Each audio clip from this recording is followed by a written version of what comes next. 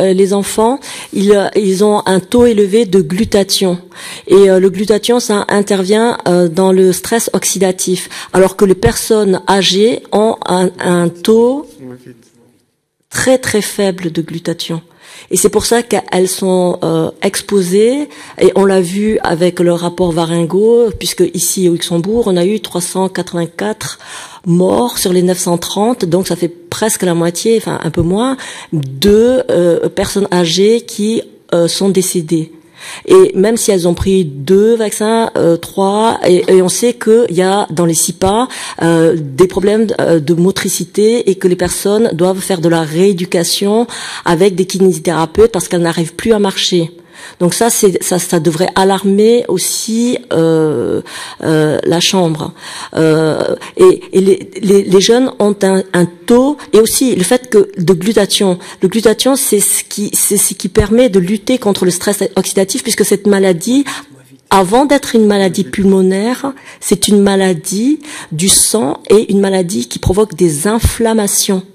Donc il faut surtout pas donner de paracétamol chez les vaccinés, comme c'était faux le protocole aussi en 2020 de renvoyer les gens sans traitement avec une simple boîte de paracétamol. Il faut savoir que depuis la vaccination Pfizer, ils ont engrangé 34 milliards en l'espace de moins d'1 an, d'accord? Et que Sanofi Pasteur, eux, ils ont engrangé 33 milliards pour vente de paracétamol. Alors, le paracétamol, certes, ça fait baisser la fièvre, certes, c'est donné dans le traitement des rhumes et dans le traitement de la grippe, mais quand on renvoie les gens chez eux en disant si vous avez mal à la tête après la vaccination, prenez du paracétamol sans leur donner aucune posologie. Il y a eu un décès en France d'une jeune fille qui a pris 3 grammes de paracétamol, 4 grammes de paracétamol, et elle est morte chez elle, alors qu'elle a appelé le 112 et elle avait de l'eau dans les poumons.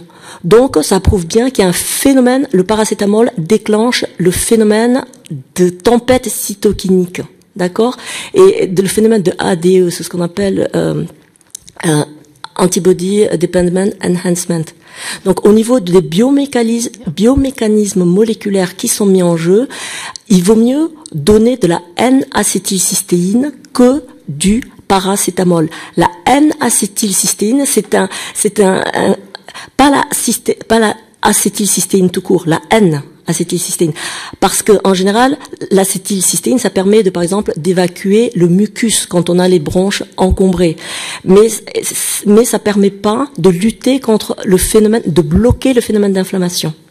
Alors, il faut dire aux médecins d'arrêter de donner du Doliprane, de l'efferalgan, du paracétamol. Il faut donner de la N-acétylcystéine, parce qu'on voit chez les jeunes qu'ils recouvrent en même pas 2-3 jours, maximum 1 semaine, parce qu'ils ont un taux très très élevé de glutathion.